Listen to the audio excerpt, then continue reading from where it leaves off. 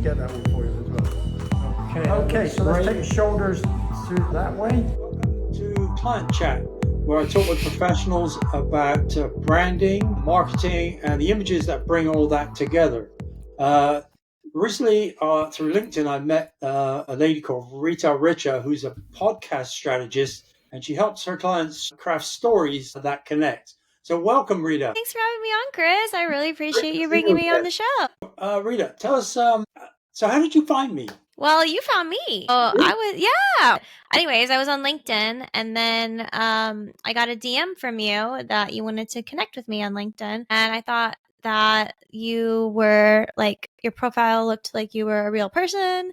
And then I also noticed that you were also in Jacksonville, and I love connecting with local creators as I live in the Jacksonville area too. So I figured, well, let me just connect and say hello and get to know you better. And that's how we connected. Yeah. So tell us a little bit about what you do as a podcast strategist and who you usually work with. So this is a fun question. Podcast strategist is kind of the broad term that I use to explain the many hats that I wear in podcast land, basically. So I typically work with business clients in the B2B vertical. So often like technology, software, finance, healthcare, all those brand verticals of business that are pretty rigid, and I help them find creative, fun ways to tell stories through podcasts. So whether it's helping them with their idea for their show, like soup to nuts from concept, bringing it into life, or whether it's coaching their hosts to feel comfortable and excited on camera, or whether it's behind the scenes production, we kind of do it all.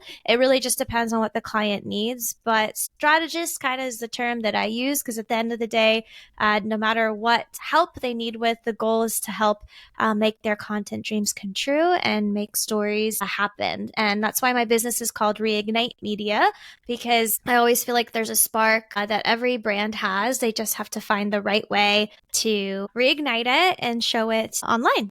So how did you get into this line of work? And at what point in your life did you say, this is what I want to do? So this is so interesting because I never really for sure that I was going to go into podcasting. I initially was kind of a theater kid growing up. So I did a lot of acting, singing, dancing, music. I was really involved in drama and stuff like that. And being on stage and being in the music community is so fun because you get to hang out and talk to people, in pre-K. It's funny though that my teacher always said, well, Rita always talks a lot, and I could see her being on the radio or whatever one day. And that was a bit ago, and radio is not exactly what it used to be, although I would have loved to be a radio producer in its primetime heyday.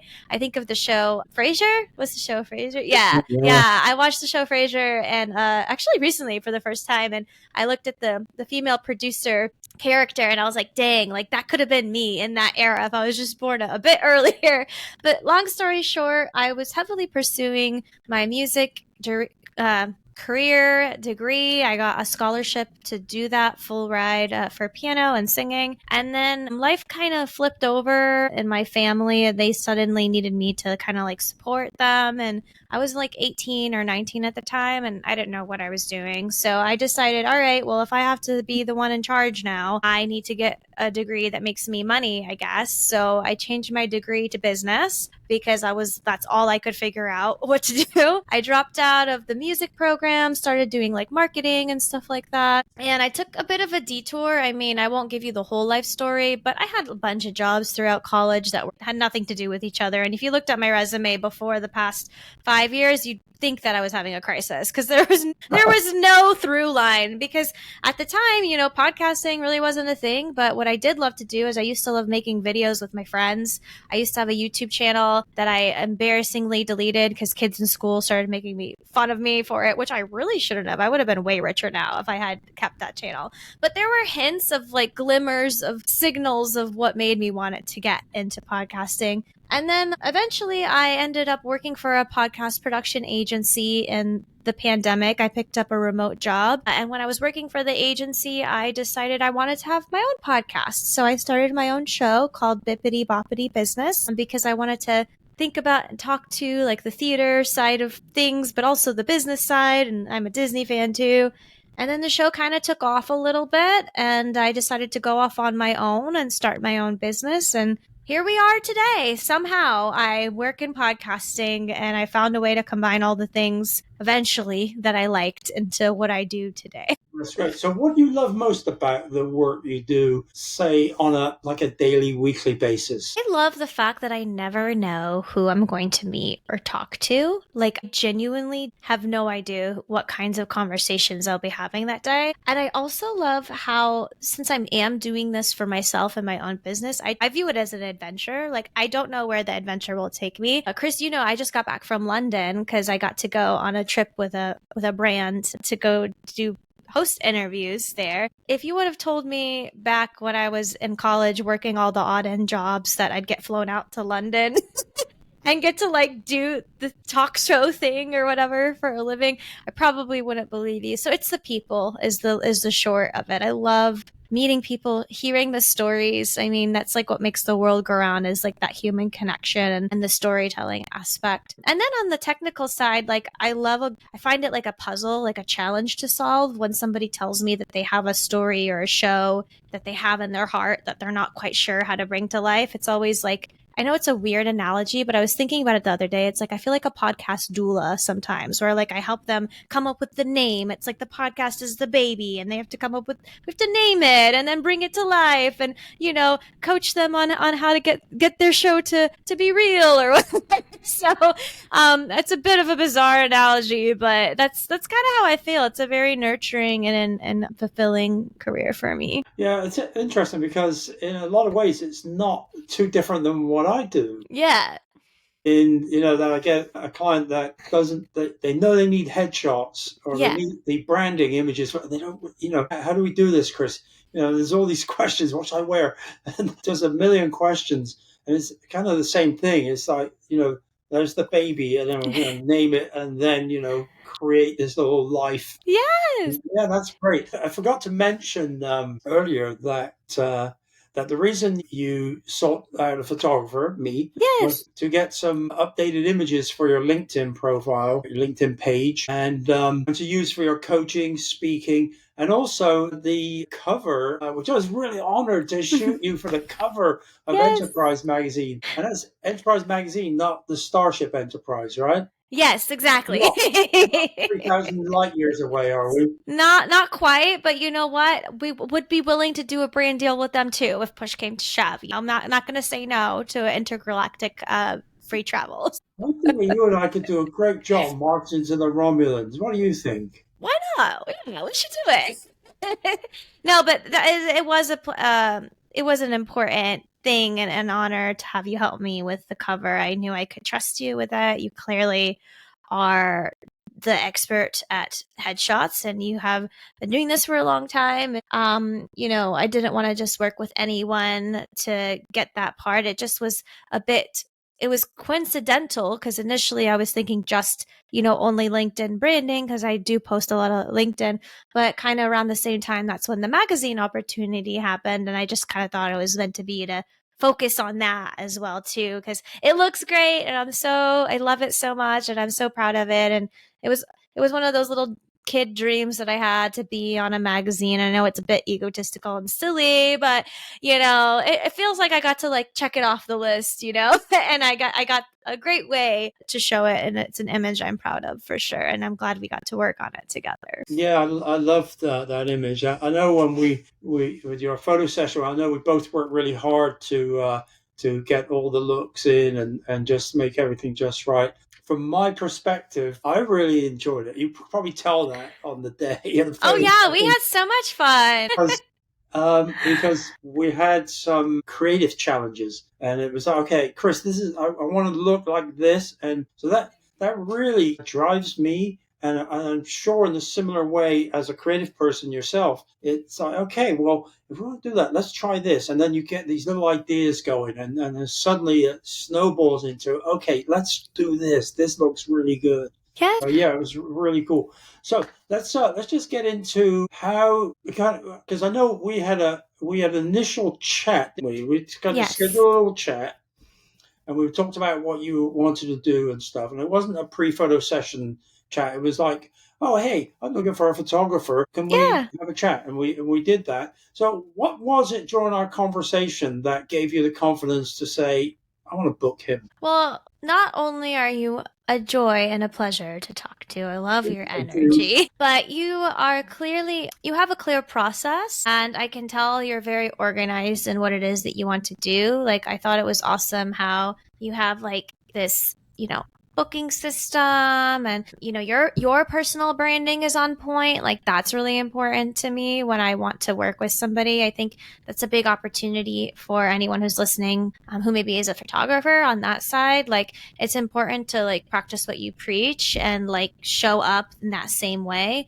And I felt like you did that as well. But I also had fun talking to you, and we got to get creative and think about different ideas and really try to work through overall. And you really listened to me. So I think that's also important too, is to listen and not try to impose only what you want, but like really work together. Yeah, I felt like, between the system and, the ideation process and just the overall, like, just enjoyment of it all, like, I just decided, like, let's do it. Let's try it. Why not? Yeah, I thought it was my London backdrop that you loved. No, maybe it was your dog. Maybe it was the Oh, it was dog the that dog. did it. I had a client So say that. Yeah, it was really nice meeting you, but the dog wins my the heart. dog was. Okay, I'll bring him That's in funny. more. No, I think, the dog is cute, but the work at the end of the day is there. You also had a lot of great reviews, which was nice too, like after the call to be able to go in and see what other people had to say. Like, that feels comforting too. It's not your first rodeo taking photos. Yeah. Yeah, on we talk about reviews, I think for any business, I think it's really important Mm-hmm. to get that client feedback.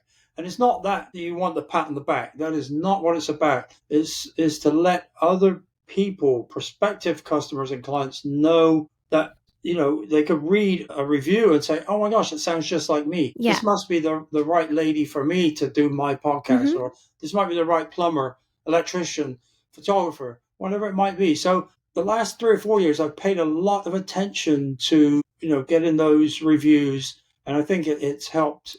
I'm a photographer. I Yes. do specialize in professional headshots, and I know there are a lot of photographers out there.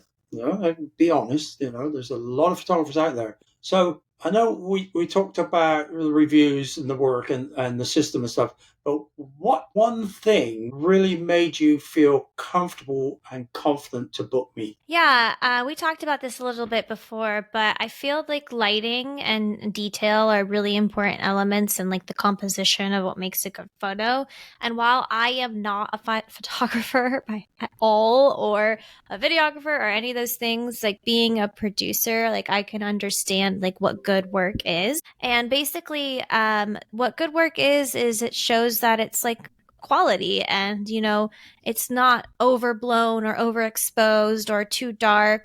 And then, the other thing that's important is, while the trendy photo styles are really like fun to look at, like on Instagram and TikTok, there's a new trend for every photographer, like every other week, on like the style of photo or whatever. That timeless look is something that's really important in a headshot, at least specifically.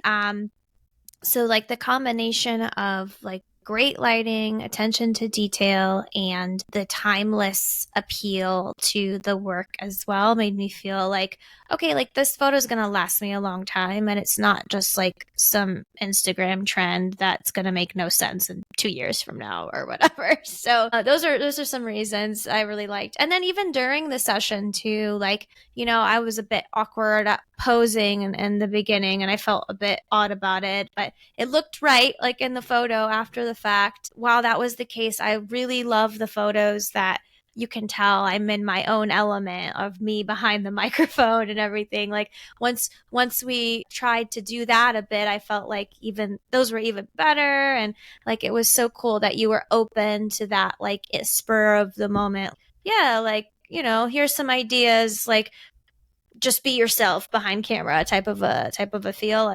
And that's something I would encourage everyone listening. Like, if you're not the greatest poser, and like you're going to have direction for that, but even if you don't want to pose and you just want to kind of bring the element of what it is that you want to be known for behind the camera, like Chris is definitely going to be able to capture that. Yeah, thank you. Yeah, I think I know I tell a lot of people that, but I think that the majority of people are camera shy. Yeah. Okay, me, I'm camera shy, and it takes a minute to settle into it. And I think a lot of that, when I've posed you and you feel uncomfortable, and then you see the image that we just shot, and it's like, oh my gosh, yes, it looks really good, but I felt so awkward. Yes. And I guess from the creative perspective, I'm looking at you and posing you and watching the light and the way I position you and coaching your expression. And I think that even though it might feel awkward, it's always the result. And I just want to jump back to, you said something about timeless images. Yes. I think there's two sides of that for me. Number one, the image has to have some longevity to it. Yes. Particularly when we talk about brands, because at the end of the day, most small businesses, this is a brand right here. Mhm. It's brand me. And I think if we're changing that every year, we may lose some brand identity there. So I think it's important to create an image that has longevity. But I think the most important thing is that we create an image that connects quickly with the viewer. Yes. And then it builds trust, and you're the one that gets the call, the email, the contact, and hopefully the business. Yeah, 100%. I think we definitely were able to do that as well. And yeah, and while it did feel awkward, like the images the ones that we landed on, they look great. They look fantastic. And, I probably won't be a model, and that's okay. Well, I look phenomenal. You made me look great, but I probably won't do it for a living, I probably won't be posed like that forever. So, yeah. Well, you can say probably won't do modeling for a living. I can say definitely won't do modeling for a living. Right. Not you, me. That's funny. So, had you worked with photographers in the past, or was I the first one? There was a few. There's a few that I've worked with in the past, and I would say, there's different experiences every time. I think every photographer has their own skill set and has their own eye and vision for what they want. It's just like an artist. Like when you get a painting, there'll be a different experience and output every time. And I think it's important that the photographer you choose is the one that you're, it's for the project that you're best trying to work on. Like if you're working with somebody that takes like more artistic, cinematic type photos for a living, like, abstractist or whatever, that's going to be a different type of photographer than a headshot photographer. So just understanding like their skill set and seeing their portfolio will help you like best determine, what that experience is like and what the pictures will be like for yourself. Yeah, I agree. I agree with that. And it's I guess like a lot of industries, you have the heading photographer. Yes. But under that, there's so much more that goes into it. Yeah. And we can't be good at everything. Right. And I think it's actually a good sign to work with someone that specializes, because then you see that they're going to actually be good at something versus somebody who says that, oh, I can do this, and this, and then like that should be a red flag. You're like, okay, well, like what are you known? Like, what are you good at? Like, what are you known for or whatever? Yeah. That would be saying like, oh, I'm a baker and a cook and a pastry chef and a this and a that. And it's like, but are you really? It's funny. Last week I had a request from a prospective client. Mm-hmm. At the bottom it said, you must show us your portfolio. And I guess there's photographers out there that advertise their photographers. They won't show their portfolio. Yeah, that blows my mind. I don't know how you get any business if you don't have a photography portfolio as a photographer. Like that doesn't make any sense to me. No, I liked that you had a lot of images online too to look from, and look through. I think that it's clear that, like, especially as someone who's a business professional, it's clear that you work with people that are business professionals, and that the photos are going to look like that. Versus if you, there's all kinds of photographers who maybe specialize in music artists, for example, or lifestyle photography. Like, they're all different genres and they all require different things. So just being able to work with someone that understands what a corporate looking headshot would look like, what that needs to be. And then we have a little bit of fun on the branding, with some of the podcast photos, which are undoubtedly my favorite, is also really cool too. So you don't have to be like, just because one person specializes in something doesn't mean that they might not be good at something else. But it is nice to see somebody that works within the niche of what you work in as well. Yeah, I always try to, as you well know, I always try to find out what the end use is. What's the objective? And then we could create the photo session and around that. And it kind of reminds me of that Stephen Covey, plan or work with the end in mind, or Yes, the goal in yes. mind. So yeah, like that. And I think that when we talk about marketing and business, we have to do that. Yes. We can't just show up on the day and say headshot. Okay, well, stand right there. It doesn't work that way. I just love to see my clients' successes. The only reason, but one of the reasons that I see them being so successful is because of the attention to detail. Where are we going with this image? Yes. Because at the end of the day, and I say it on the website, we either create an image that works for you, or we can create some pretty pictures. And there are a ton of pretty pictures out there that don't earn a penny. Yes. And at the end of the day, we're either further in our careers, looking for promotions, etc., or we're trying to drive new business. And I think that those are all really important considerations.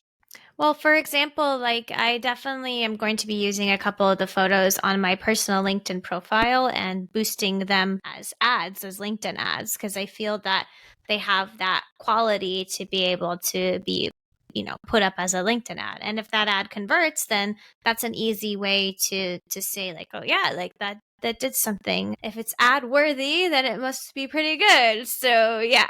Yeah, and then the other side of all that is getting lots of uses and repurposing the images. Yeah, there's so many uses for my photos too. Like, I'm going to be able to, eventually, once I finally do make my website the way that it needs to look, like, they could easily go on a website. Or, if I have a PR kit, like, if I need to send photos to a PR person for an article or something, like, the photos are going to be used there.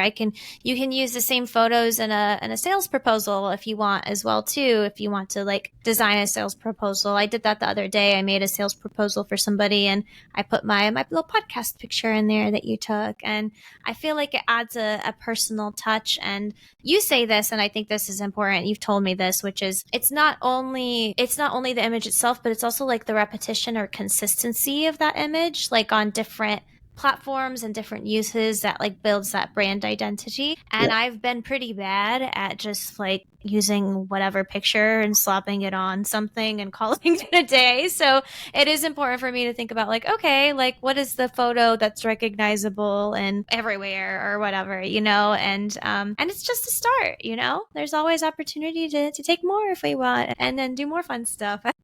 Yeah, and on that end, when you get because headshot, I think, is the first step in personal brand, right? For corporate brand headshot. So you can always go, at a later date, say, okay, well, this is what I'm looking for now, and add those into your library.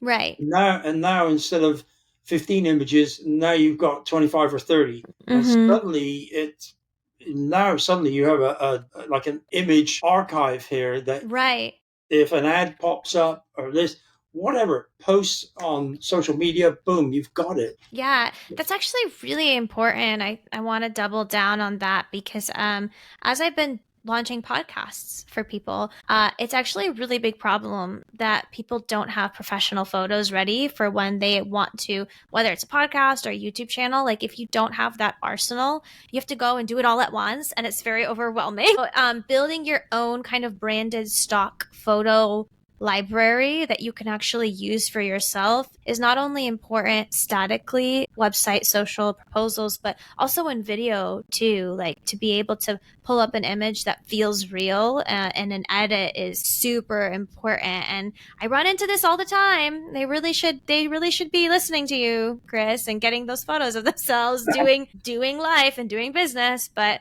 alas, I have to find some random Karen looking lady on a stock photo online and throw it in their video and just cringe at it later because they didn't have a photo of themselves or their team. That's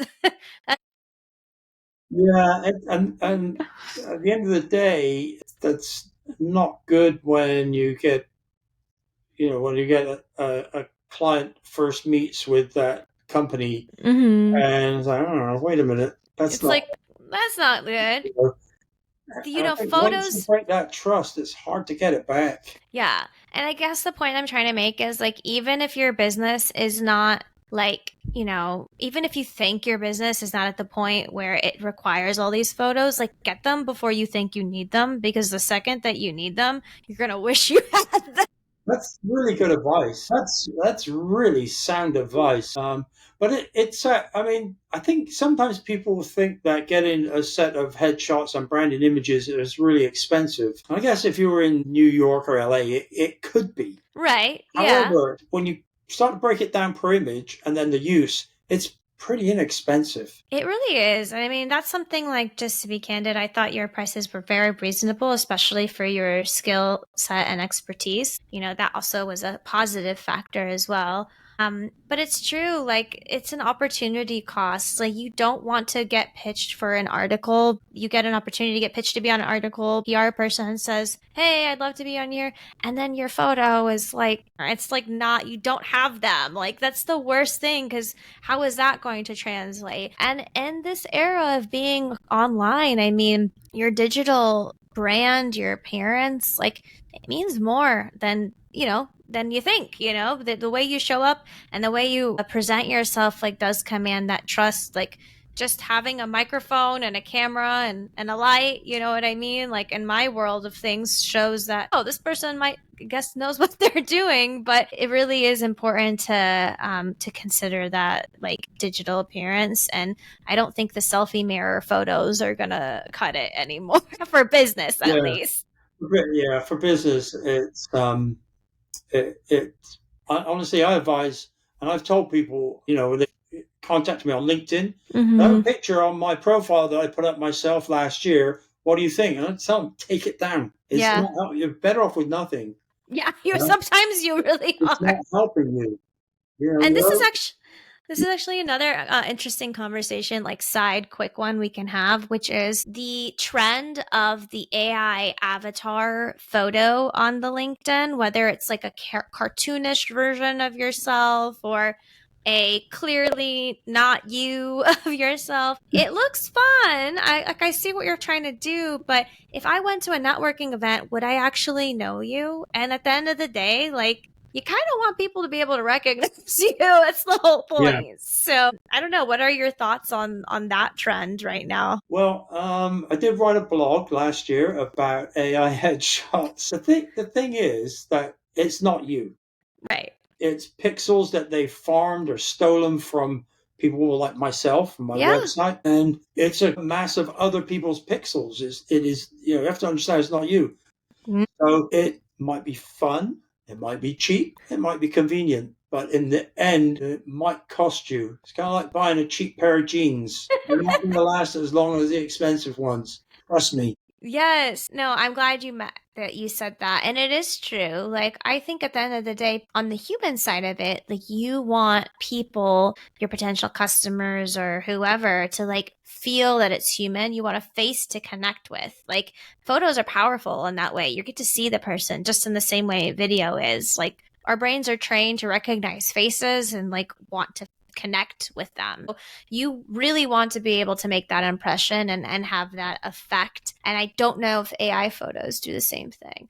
Hopefully they won't at some point, because right now it's a little crazy with all the technology. Nothing takes place of a human touch and the work of creating something together in real life. Yeah, I agree. And recently gone through that process with me, that it takes a human to photograph a human, Yes.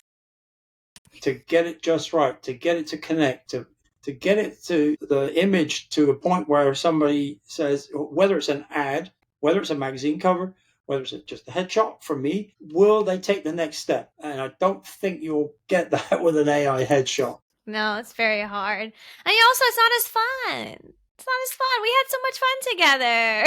That was great. No, I liked being able to see, like, you showed the photos in real time and kind of pointed at them. And I liked that. I liked kind of seeing a little bit behind the scenes about what was going on, like as we were making it too, made me feel like it was part of the process. And yeah, so that's definitely kind of the gist of the question. Is like, I know you asked me like, what's the difference between like, have you worked with other photographers before? But yes, and also tinkered with AI, but nothing quite replicates the human experience. Let's talk about when you're in front of the camera and we're doing Yes. light checks. Yes. And I want to know how you felt. Did you feel nervous? Oh, I felt very nervous. I'm not gonna lie. It's like I have to be honest. It's because there's a lot of equipment and like it's just natural. Like you said, it's natural to be nervous. And I don't know. I guess I'm like used to like my one rinky dinky ring light and my microphone. So it felt very very professional, but also kind of like a little bit like I was the fish in the aquarium. But then I got comfortable with it as we got through it, and you were cheering me on and being positive and easy to talk to, and you're talking me through it. And it just takes warming up, just like anything, I think. But yeah, it's also very different. Like I know it's funny because people are like, "Well, you're on camera a lot." Well, being in front of a webcam is very different than having lots of big real life in person things around you. Yeah. So yeah, I was a little nervous, but we got through it and it became. So I'm going to hear this. What was your reaction when you first saw the retouched photos? I was like, oh wow. Like looks like I go to this like facial spa every week and wow, like my skin looks so nice, and I was just really like they looked great. They just looked great. You know what?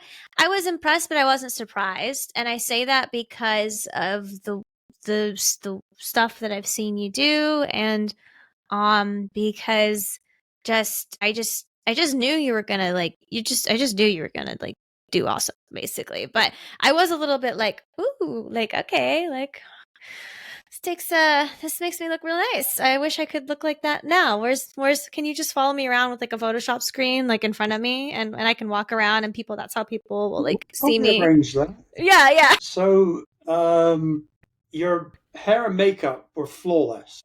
Oh yeah, we have to shout out the salon, Prim Salon. They did such a good job. Like I would go to them for anything photo related if you're in the Jacksonville, like Ponte Vedra area. Not only did they do a good job, they were so also lovely and professional to work with too. But she did a good job of, because I told her I didn't tell you this yet, but I wear glasses. So sometimes makeup doesn't really show behind glasses, like depending on how you do it. So she did it so that with or without the glasses, like the makeup would look good. And then on your end, this glare thing that these darn glasses do, you can't help it. I was so impressed with how you got rid of that effect in the photos without making me look like I had a third eye or something like that. Like, I don't know. Like, that's really impressive. Like, that's a super technical skill to have to like be able to fix. And it's a subtle thing that you would not know was even fixed. And that's how you know it's a good edit job, when it doesn't look like obvious. I don't know. Or like that you wouldn't even realize that was an issue that had to have been resolved in the edit. Not really an issue, but just an edit that was made to help with the photos. So yeah. Well, I had a client in on Saturday and she went to Prim. I didn't know. She said, I got my makeup and hair done at Prim. And they said that you photographed a podcast for Superstar. I think she said podcast superstar. I said, yes. And they said the photos came out great. So she said, I'm just expecting great things today. Oh, well, that's so good. I did share with them the magazine cover because, like, obviously the hair and makeup artist had to play into that. But Yeah. I am not a superstar quite yet. But I'm glad people think that. That's good. They You're on can the think cover. that. I'm on the cover, so maybe. I definitely don't feel like, like Britney Spears. Like, I feel like a superstar is like Michael Jackson, Britney Spears. It's like, it's like in the lights. Then they're superstar in podcast world. Sure, at least in Jacksonville. Jacksonville's podcast superstar. One that is thinking about updating their profile photos or getting their first headshots, what advice would you give them? Okay, so if you are looking to update your LinkedIn profile photo or get a headshot, my advice to you would be get them as soon as possible. Stop thinking about it and do it because, like we mentioned throughout this conversation, it's so important to build your presence online now more than ever. There's so much competition out there to be able to stand out. And I think the people that will are the ones that really are authentically themselves online and show up consistently. And if you're going to have to show up consistently, you're going to need a lot of photos to do that. So book a call with Chris and get your headshots. You'll be happy. I love it. Is there anything else you'd like to share with our audience about your experience getting your headshot and branding photos done? I mean, just that you're going to have a peachy time. You're going to leave smiling and happy. And it's going to be, even if you're nervous, it's going to be positive. And Chris will do whatever he can to make you happy. And that's amazing. So you're going to be working with somebody and not feel like you're doing a chore. Like you're getting to work on a creative project together as a team. So that's my last parting sound. Now sound the bagpipes, play the music, fanfare and hurrah. We have ended the episode. Rita, thank you so much for coming on today and sharing so much with the audience. I can't wait for our next collaboration. Let's do it soon. Yes, absolutely. I'm so grateful and I would love to do another collaboration with you. And if anyone listening is interested in learning more about podcasting, you can find me on LinkedIn, Rita Richa, and make sure to call Chris as soon as possible to get your headshots done so that I know exactly who you are and that you got them done with Chris because I can tell if you did. And that way we can connect. So it's been a pleasure and I appreciate it. Thank you, Chris. Thank you so much. We'll see you soon. Bye. Okay, that looks great.